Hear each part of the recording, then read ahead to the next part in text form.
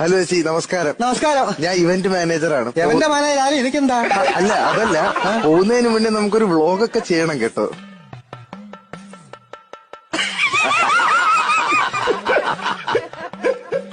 ഞാനേ ഇതൊരു കല്യാണമുണ്ടോ?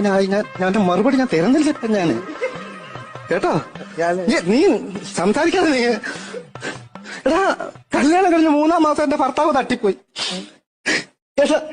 ഞാൻ അങ്ങനെ ജീവിച്ചോളല്ലേ ഞാൻ കേട്ടോ.